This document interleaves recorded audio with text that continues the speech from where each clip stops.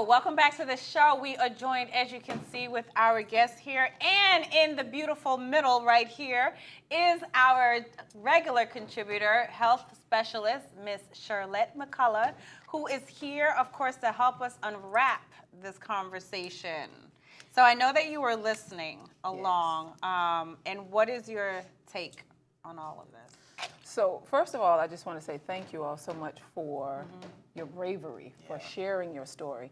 There's just this myth in our society that men are not abused. And this is proof today on this show that that's not true, you know. And just like you were sharing your story, there's this research by Leary and Bobbers that say that it takes men about 20 years before they really disclose their abuse, you know, around sexual abuse and things like that. And today, you know, we saw that, you know, a little bit of that today. And another thing I wanted to say that was so good about your story as well is that you have someone in your life that really supports you during this time, your wife, and that is priceless. You know, also for you, your story around substance abuse, I really like the fact that you talked about how it shows up in your life today and candidly talking about that. And I think that our viewers need to hear that because sometimes we feel when we've gone through these things, we've healed because we can conceal it or we don't feel like it's blowing up explosively. But the way that you explain that today, I think it gives a true picture of how it really can affect us in our current relationships. And the main thing I want our viewers to take away from today is thinking about your triggers. If you have experienced any type of abuse, triggers are real. It's an emotional response to something that happened in the past. So you may be wondering, why do I blow up when this happened, or when I smell this, or when I see this, or if I feel this? That is true. It's a real thing around trauma. Trauma is anything that you have experienced that has changed your view of yourself, the world, and your higher power. So if that has happened to you, you have been traumatized and you have triggers as well. So I thought it was really good today that we talked about that in the way that you all explained it. And it was very candid, very open. And I really appreciate that. Yeah, definitely. Thank you. Your stories, even for me now, I think when we hear these stories, you don't know how careful you have to be when you're approaching someone and when you're speaking to someone because you just don't know what you're going to get. And especially with your story as well. So I guess my only question would be, are you both in some type of therapy? Do you have ongoing treatment? Is it something that you're still progressing with? We're still working on it. Sometimes therapy can be a little intimidating.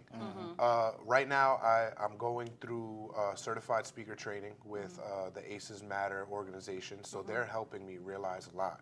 When you're going through some of this training, you come to a sense of realization and you start to implement the things that you're learning into your life. Right. And that's where I'm at right now. Which That's is so good. important. And That's you good. just mentioned a very good organization, ACE, the Adverse Childhood Experiences. And that's an absolute phenomenal program to be a part of because they will help you bring up things that you probably haven't thought of from your childhood that's showing up in adulthood and then helping you heal in that process. When they taught us about emotional intelligence, it shook me to the core. I hear that word I would hear that a lot. Yeah. A lot. So I had a question for both of you guys. So going back to your childhoods, did it show up like in your behavior in school, or were you destructive? Absolutely. Were you reclusive? Like what did it look like for both of you? Good question. I mean, I was a trouble kid, you know, Yeah. and you know things may look good now, but in school I was cutting up because I felt that was the place that I could be myself, be free. So when I would be in classes, I was a class clown. I just felt because I wasn't seen at home, right? So I wanted to show out in class. So absolutely, even now as an adult, sometimes having to see that there was anger issues. I remember when I first got my wife, there was a lot of anger in me, and not realizing until she says, you know, when you get upset, it's not you. You become this monster. And I said, that's not even who I am. So at those moments, you start to realize like there's something there that I need to continue working on. And back to when you guys spoke about therapy, it was almost, I think, a year ago when I became a dad where I realized I needed a therapy. Just broke down crying in front of my wife. And it wasn't me that signed up to therapy. It was my wife that said, you need to go to therapy. You're going today. I already signed you up for a session. Wow. You know, and it was I needed it. I didn't realize it because it did clear up so much, right? When you start talking and people are not telling you about yourself, they're asking questions for you to actually start to really start to think like, oh my, why have I been thinking like this about myself the whole time when it's not really me? So, you know, Yeah, school times, man. There was a lot of different things. Now I look back and I'm like, I apologize to all the teachers. I do apologize. But that goes back to just prove that trauma does not self-heal. Yeah. It doesn't just go away with time. Yeah. It takes time. Yes. So it's amazing because your stories are so different, but still kind of so similar. And it's amazing that you went through the courage as an adult. You know what I mean? That to me is everything because you see so many people and they're walking around. You're like, why are you so angry? Yeah. You know, so it's important for people to recognize what are some of the things that you've done with the people around you that you feel like you were calling out for attention, because that helps us help you when we recognize what we're looking for. Some of the symptoms. Just aggression. Yeah. Right. When you're really kind of having a conversation and something may trigger, you see the person starts to get mad and start to get loud or starts to just, I can't really kind of explain. I just know in the situations that happen sometimes, and I got to kind of click myself out of it. Like, that's not who I am. Yeah. Because sometimes you don't even know you're getting to that point. Yeah. Wow. Yeah. Seclusion also. You seclude yourself from family functions, from even gatherings that you want to do yourself. Right. Once it's being gathered, you just want to take your time to get away from everything.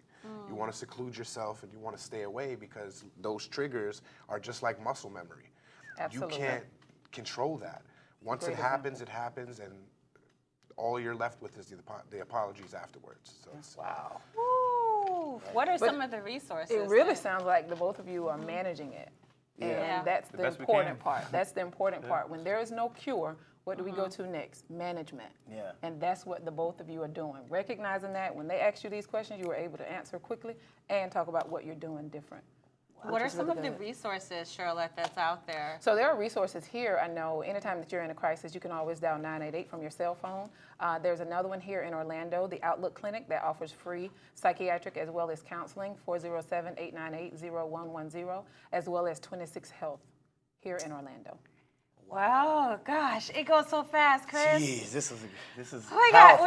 feel like we have to do this all over again, but we got to thank all of you. Thank you guys so much for thank you, being Mama. here. Your bravery to just talk to everyone and teach us what we need to know about it. Charlotte, again, it's always a pleasure. Thank you. Beautiful. Happy to be here with you all. But that's our show for today. We Yeah. have to get out of here, Chris. See you tomorrow. Same time. Thanks.